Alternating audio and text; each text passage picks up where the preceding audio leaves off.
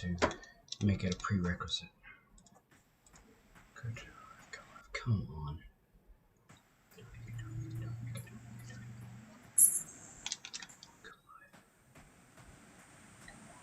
Yes. Okay.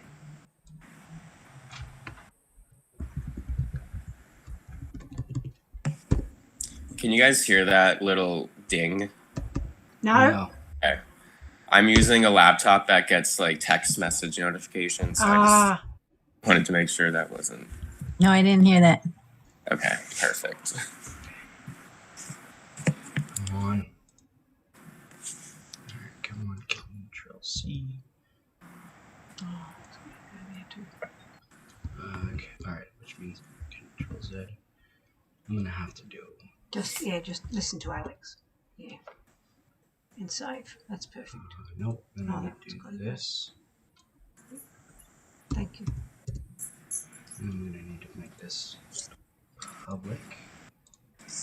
And then we're going to change to Oh, fantastic. Well done. Oh, we got the right thumbnail up. no. Let's copy this. The notifications are fine. Come on. It's fine. Thanks.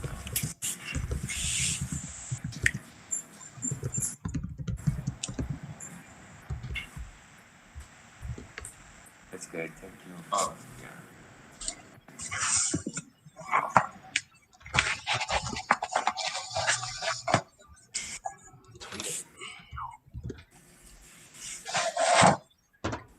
Alright, now. Come on. How do you turn off the notifications? Next minute.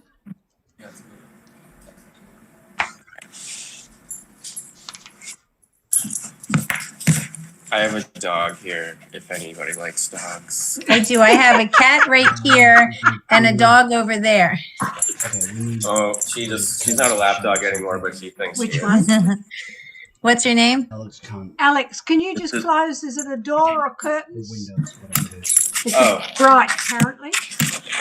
Can you close the curtains a little? Thanks. Sorry. I think just that one. Okay. I know. Okay, let's go down there. Thank you. You've That done was very Daisy. well to fit this all Daisy? in, Alex. Daisy. Oh, Daisy. You can go now. Okay, welcome. This is fantastic. Close. Is that a little better? Thank you. Welcome to When Learning is Trauma, and we welcome Alex and Lisa. But I wanted to start by reading something that Alex had sent me, written when he was 8 or 9, and he titled it "Birdie the Bird." Here we go again. Another night of agony. 1 second. We're just setting something up. Here we go again, another night of agony. Earlier the day, we had a lesson about IR words. You know, like bird, stir, and sir, and fur. This is a component of the 3rd grade curriculum. The other words we learned were AR, EO, and OR. Sometimes you get the point. But I guess I didn't. I have no memory of that night, probably because it's difficult to keep track of all of those nights. They all blend together. All I remember was what I'd been told. The next day, the lessons continued. Our teacher divided the class into groups to meet one of the teaching assistants at a table at the back of the classroom. All right, you guys, she said, say it with me. Birdie the bird, birdie the bird, Perhaps I wasn't paying attention in the past, but I never recalled learning these words. Instinctively, I raised my hand to ask a question. Have we learned these words yet? She replied, yes. In fact, we contacted your mum, and she told me that you spent all night crying over Birdie the bird. Alex, it breaks my heart to read that now. I don't know how you survived school?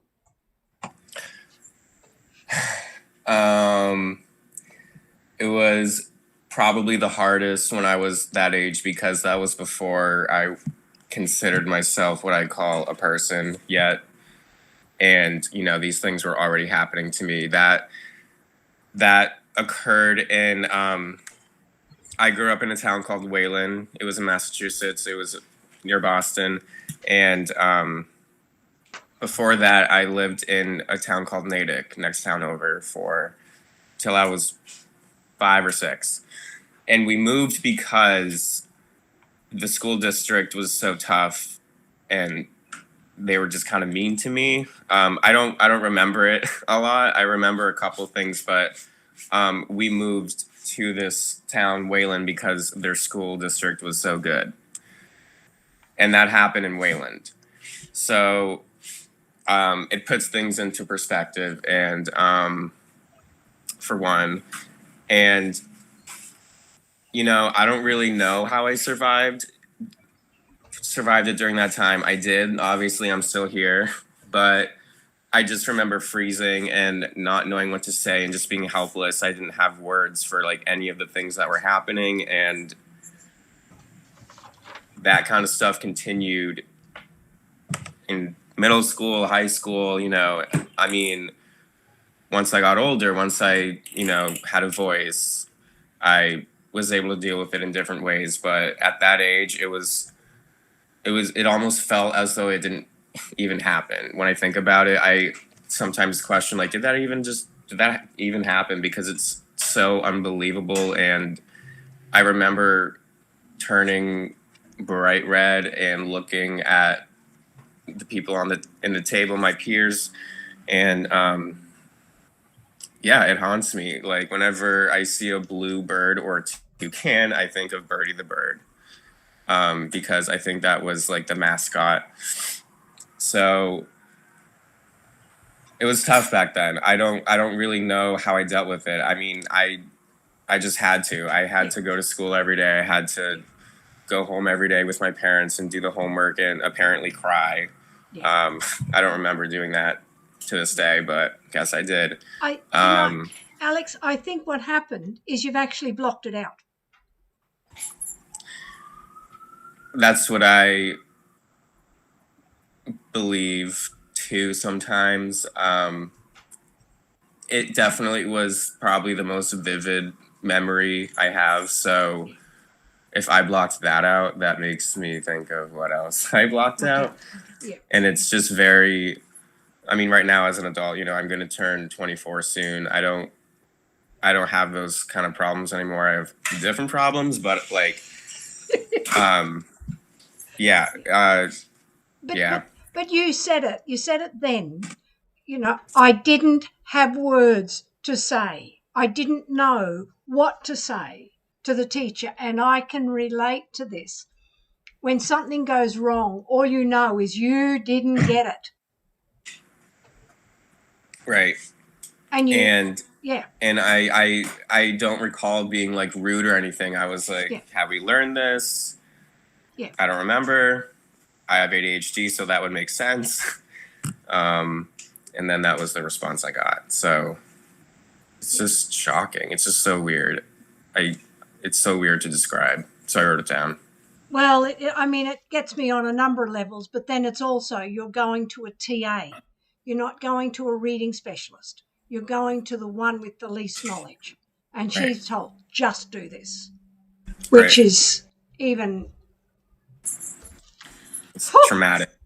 Yeah, traumatic is probably the best word. Which is why we've got the series When Learning is Trauma, because things like this happen to children and it leaves a mark and an impression at a very young age. That's what strikes me, that you said in elementary school you were aware that, you know, you weren't really getting some of the material, and that you said you were worried about getting to the next level. And it blows my mind that such young kids, I think we take it for granted that, you know, they're suffering with these thoughts of feeling different or just being frustrated and anxious and whatever else, that you're so young and you're aware of that. And I think you also mentioned right before we were talking that some of the school leaders were essentially, it sounded kind of like being mean or bullying the students at a young age. Can you tell us a little bit more about what there were instances where, especially in that third grade class, we had two teachers, Miss Moakwood and Miss Olivier. I don't know if I should have said that, but whatever. They would just, I remember they would lose their temper sometimes and just kind of get frustrated and like treat our class as if we were her children that she was yelling at, rather than, you know, an educator who was supposed to lead us and discipline us the right way and things like that. Of course, that wasn't the only year that I was struggling with teachers like that. Of course, in kindergarten and first grade, I had teachers who would just accuse me of things, and, you know, not even reading really. I was accused of stealing someone's fruit snacks in kindergarten, and I don't remember that happening, but my mom reminded me of it. You know, things like that. It's just so cringy. It's just so weird to think about. I feel lucky because I feel like I've reflected and learned a lot from those experiences, but I don't know if other kids, you know, maybe they don't have as much guidance, or it manifests into like really, you know, profound issues. So I think of myself lucky in that way, but it's horrible. That's about it. Well, I think what struck me is, like you said, you're 24. And we've had people on this show, you know, who are in their 40s and 50s. I can understand people in their 40s and 50s being traumatized by school, because that's what it was when we were younger, in the 50s and the 60s. I don't understand it in the 21st century. And that's when I get upset, when kids like you are still facing that same drama today. You know, what is going wrong? What are we doing? Blows my mind. I think that part of it is we underestimate the art of education and how important it is to, like, if I'm getting paid as much to build a bridge that a school bus can cross over, why can't the people at the school that the school bus gets to get paid the same amount? We're doing the same thing. I'm making the bridge. They're providing the education. It just doesn't make sense to me. I'm sure there's some stupid logic to it somewhere but no, there's not. I don't know why I said that. It shocks me. And I have friends who have just finished their degrees in education and things like that. And, you know, it's so hard for them to find like stable jobs. Yes. I mean, yeah. it's so you would hope that there's progress being made, but there's really not in a lot of ways. Yep. Yep. I think people talk about it a lot, but I don't think they do anything about it. People are like, education's so important, yet look at our country. You know what I mean? Yeah. It's weird. I guess I don't have like the best vocabulary, so I'm trying to. Maybe it's not weird, but I don't know. Well, we've got to tell people where you ended up, because that's why we're talking to you. You know, tell us where you've ended up, Alex. Tell us tell us where you ended up first. Okay, Daisy. We have a dog right here who's where I ended up, right? So hate reading, always hated reading, still hate reading. I discovered that I was good at things in probably high school. I discovered like that I wasn't gonna just fail and flop. And that discovery was math and science. So I used that, and I was able to excel in math and science in ways that no one around me could.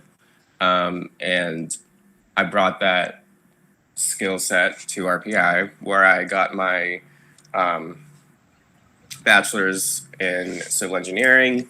So I like to I don't usually like to toot my own horn, but when I think about, in hindsight, my education when I was my earlier education, and then when I think about my accomplishments and my academics, it blows my own mind, and it's very, again, lucky for me because I, had a lot going for me in a lot of ways, but it was something I would never imagine. Like when I was at that age, when I was in the classroom with Birdie the Bird, I would never think that I would have had an engineering degree. I didn't know what engineering meant. Yeah.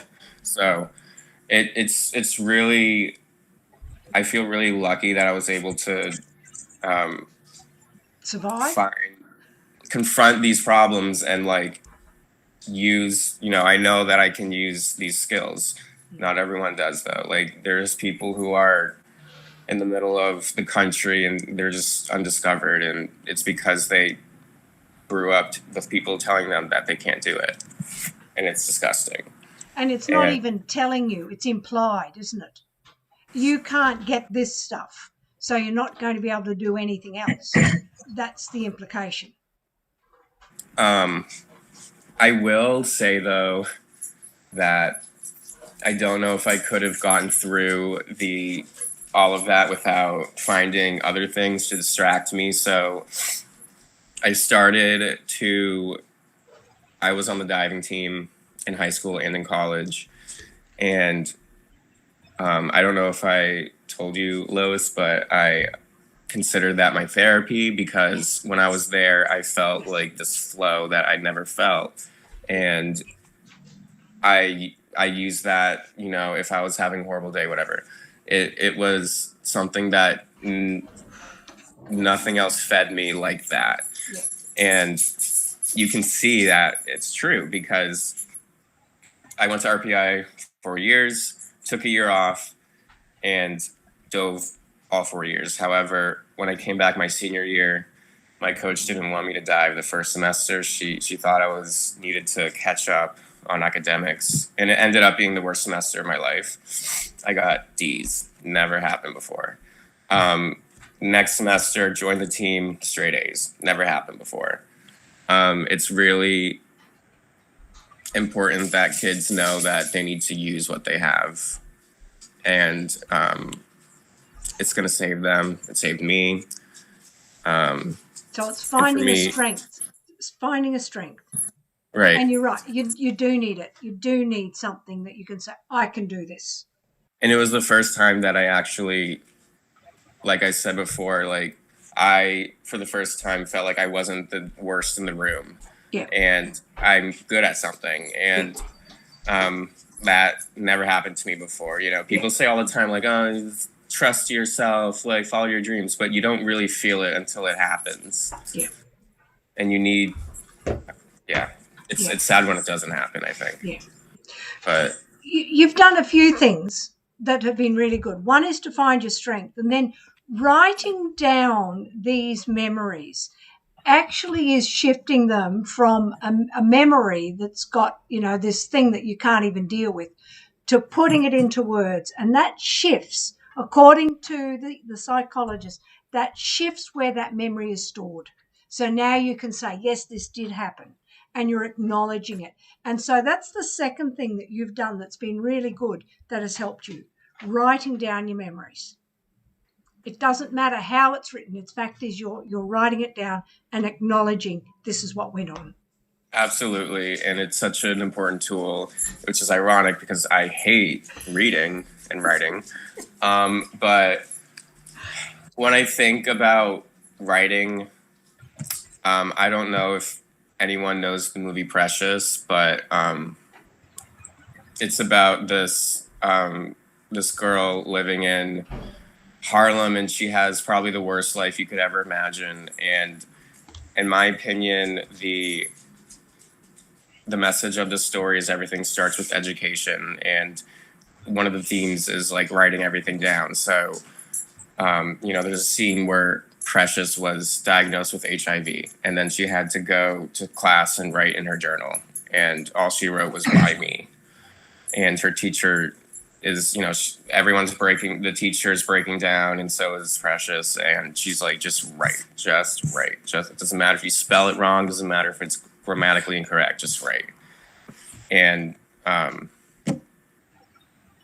yeah, I would highly recommend that movie. It's very hard to watch, but I think the message about how important education is so, it's so well done. It hasn't been, in my opinion, better in any other Hollywood film or any book or anything. I don't read books, but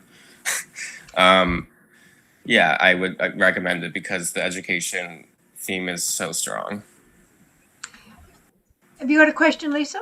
Well, I was just wondering if we could take it back to middle school just for a quick second, because I'm really wondering, how did you make it through that?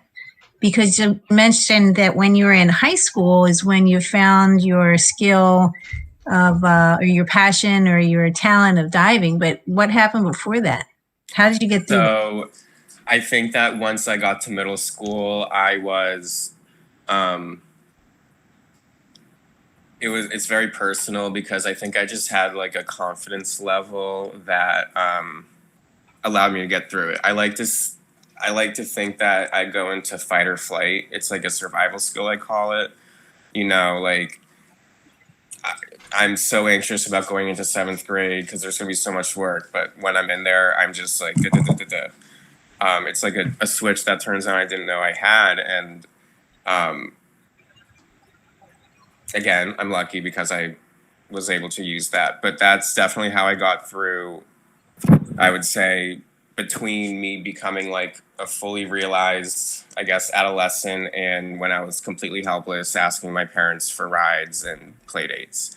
So it's just my instincts, like, because I couldn't rely on anything else. I didn't have anything else. I didn't have any activities. I had friends, but I didn't have like anything. I wasn't fully realized. I just was dealing with it. So I had to deal with it. And I'm so lucky that I had the support I had. I had very loving parents, and it was really easy to get through it with that. They've given me everything, and they moved towns because the education was so bad. So obviously they were doing something right. Without that, I don't know how it would have gone. I usually try not to think about that because it just doesn't end well. But it's a switch. For me, it was a switch because I couldn't use anything else. There was no one else other than like my parents that loved me, which is a pretty big thing. Very important, but I kind of taught myself to do that, I guess. Well, Alex, did you feel, go ahead. Did you feel like your parents understood you? Like understood how you learned or the struggles you had? I feel like they understood the fact that learning was hard for me, but I don't think they understood the full effect that it had and that it was going to have on me later on. I don't think they definitely knew that I struggled because they would say all the time up until a certain age, like, we were going to hold you back, and we didn't in kindergarten or something. And hearing that is just very discouraging when, it's just, but they approached it, but they sometimes approached it with frustration because they couldn't get in my head. They didn't know why I would throw tantrums at night doing my homework. And then they got upset and they, try to hire tutors. They try to medicate me. They're doing everything that they think they know how to, that they're doing their best. And I was lucky for that. But they were never able to feel the pain. Yeah. Because you seem like a really chill guy. So I'm just wondering, like, is that just how you are, or did you have those struggles? And you mentioned having some frustrations to the point where you're having, tantrums. So I think it's important for other people to understand that. I talk about my boys, and my middle son was having trouble in school, but I didn't realize why. And, we were pretty hard on him. Well, you just, you have to do it. And, he would get in trouble, and then emotions would escalate as opposed to really understanding what he was going through. And I think it's really important for parents or anybody to understand a struggling student, maybe find out what they're going through. And I think it's overlooked a lot. What do you think? I don't know. Yeah, because when I think about because I had friends and stuff that also struggled sometimes, but they didn't have the support that I did, and like with their parents. So I can't even imagine what it was like for them. But I mean, my dad, for example, struggled a lot in school. I think a lot of that got passed down to me. I think a lot of my hatred for reading was from him. And when he went to school, he had 5 siblings. He was the youngest, and his parents just would laugh at him, and they didn't understand it. They would say, "Why are you so stupid?" Things like that. Yeah. I don't think he would be very happy if I was saying these things, but it's things that happen all the time. They're happening today. Like, I don't know how he got by, because you're asking me how I got by. I don't know how he got by. Yeah. I mean, I don't know. Parents need to know that, like, their role in their education is like just as important as the educators. They need to know exactly what's happening all the time. They need to understand what it is and how to deal with it, and like not condition the child to think that they're limited because of it. I take this from my point of view as a mother, and with my 2 boys who struggled. And one of the problems is no one can tell you what's going on with the child. All the school says he's not conforming or not learning. And they don't say we've got to change what we have to do to help them learn. And that's the struggle that I have. I feel like it's a problem that is just as hard as like peace in the Middle East. I mean, I really don't see this problem. Like, I see it getting better. It's really frustrating, and it's really frustrating when you are someone who struggled and like trying to think of how it could be, try to represent everyone who struggled, and because I don't know. And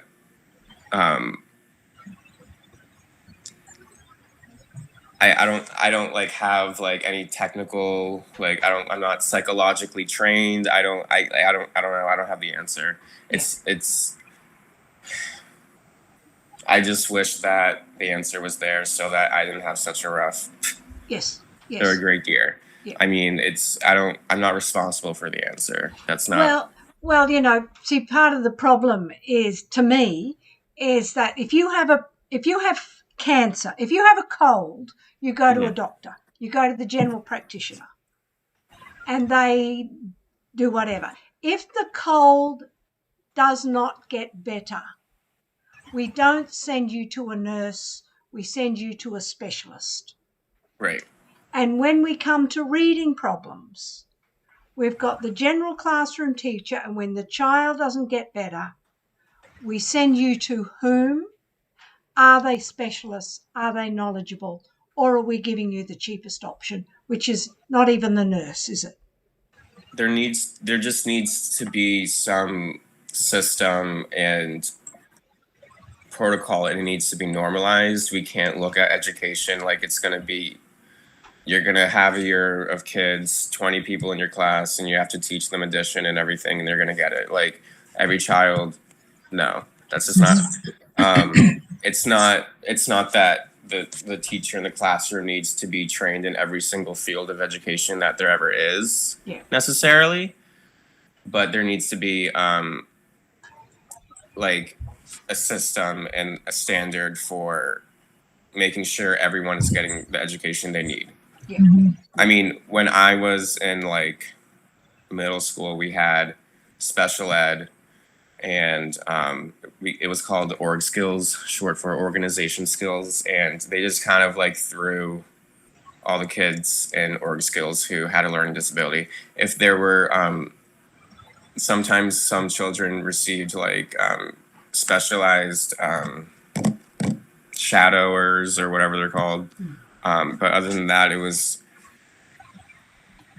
it's just not understood, and it's not understood amongst educators, it's just so weird. Yeah. It's so weird. You're right. It's not understood against educators. Yeah. That's a good. Chris Letchford has given us a comment. That's a good analogy. It's difficult to find the answer. As a student, what advice do you have for other students that are struggling? I would say that, first of all, if you have a learning disability or whatever's going on, it has nothing to do with how good you are at anything. It's just it's an irrelevant factor. It's like a BMI. I'm trying to think of some stupid thing. But don't connect them, because if you connect them, don't do it. Yeah. It's so liberating when you don't. It's so liberating when you know that you are not the worst in the room. So have that mindset, first of all. And then second of all, I would say just make sure you're advocating for yourself all the time, because it sucks when you have to always have to convince other people. And, I wouldn't have gotten through RPI without getting accommodations, for example, for my for my issues. So make sure you're just on top of it. Make sure you know what you have and how you can get by, how you can achieve what you want to achieve, because you can do it. But you might need extra time. You might need to, so just take care of yourself the way you would take care of your hygiene, because it's there. It's not going to go away. Yeah. I think that's where I would start. And then just find support. Be honest about your learning disabilities. Be honest about what you feel is holding you back to the people you love and people who love you, and your family and friends. Just make sure that they know everything that's happening, so that they're not you just got to be free. You got to be free. You got to own it, look good, and run with it, because you can. You can't do that if you don't confront it, though. That's a good one. Do you use technology to help you do things, to read and to write today?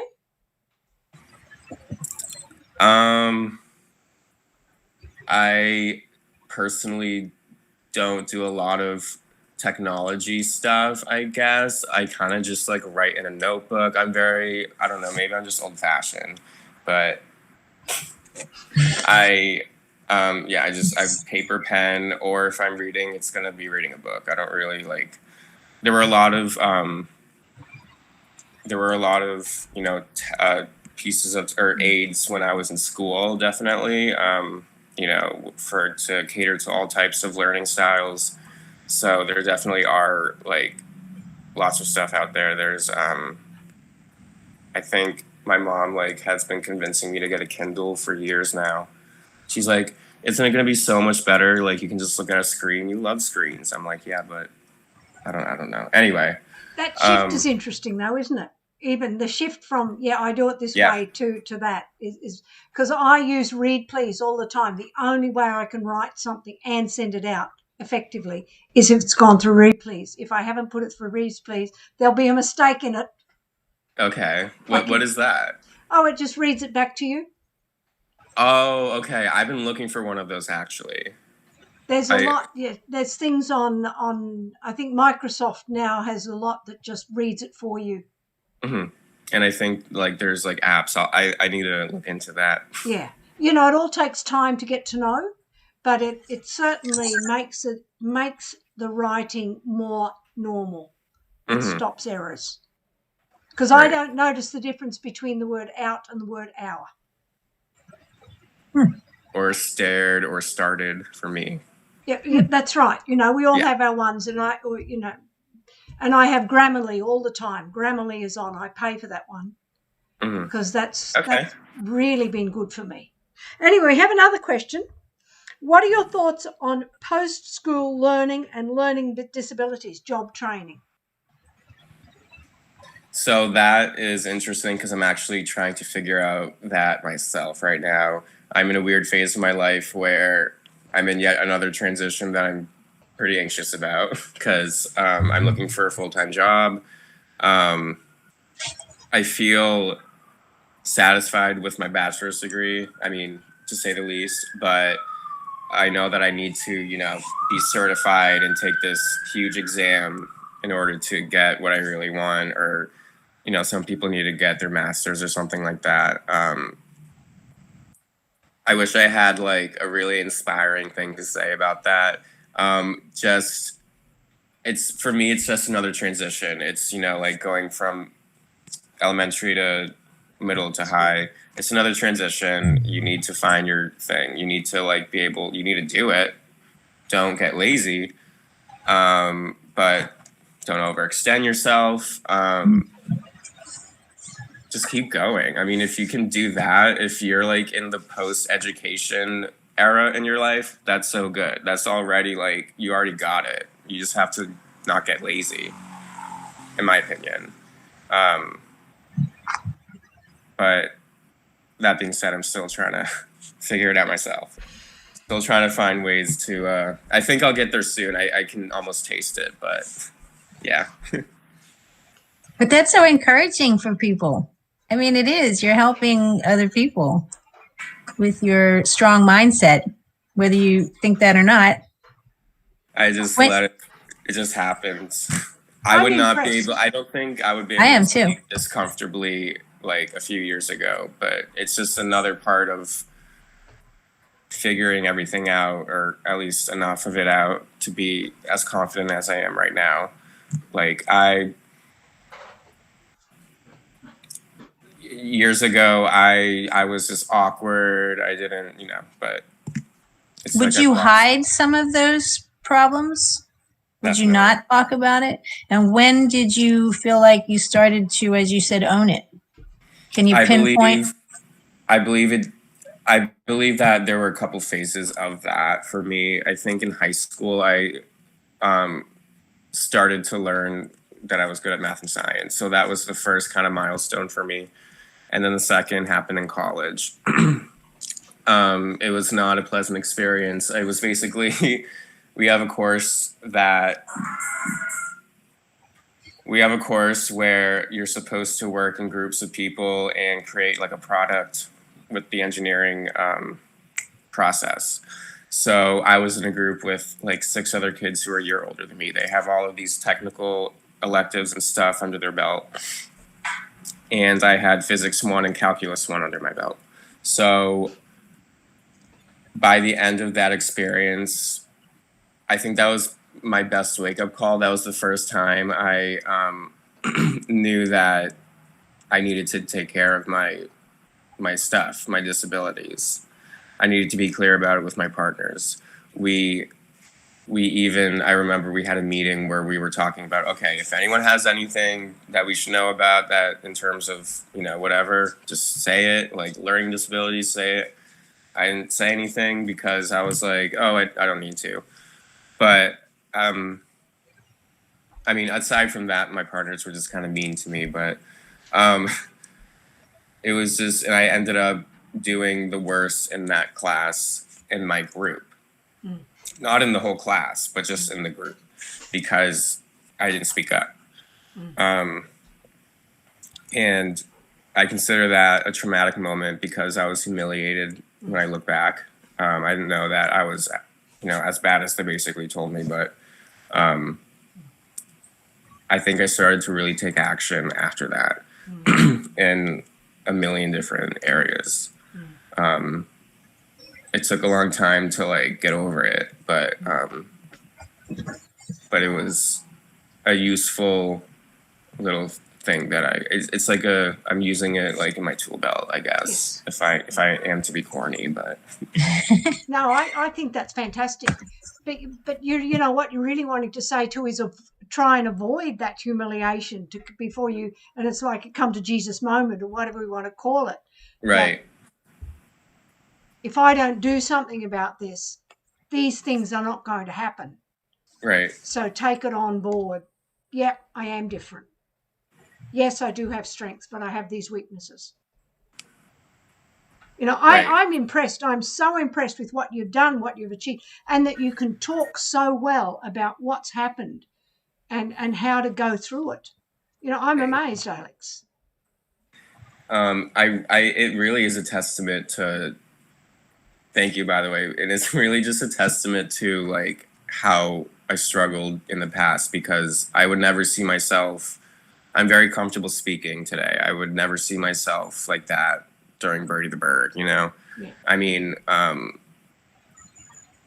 it's just so possible. It's so going to happen if you do the work. Like, it's going to happen. I'm still figuring things out, like I said. I think I'm gonna get this job that I interviewed for last week, but we'll see. Yeah, I mean, like, just keep doing it. You already have it. If you're in, you have it. Everybody has it. You gotta just discover it. You're never going to see like the top if you don't reach the bottom, I guess. It's almost like you have to trust your brain. I know, as ironic as that is, because I didn't know. Because it's a good one. Listened to that advice. Because it's a very good brain. And like I said, I definitely was able to get through it with diving. Yeah. I would not have survived that incident or whatever it was in college without diving.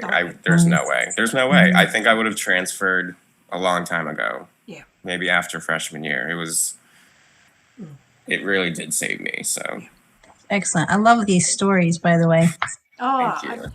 You've got so much to offer, Alex. So much to offer because you overcome so much.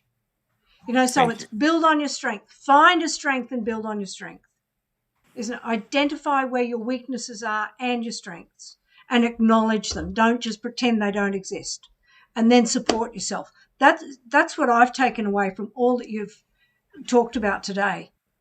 I mean, I really am so impressed with all that you have done and achieved. And you're right, it's not over, but you're just going to keep going forward and keep doing it. Lisa, have you got anything else to add?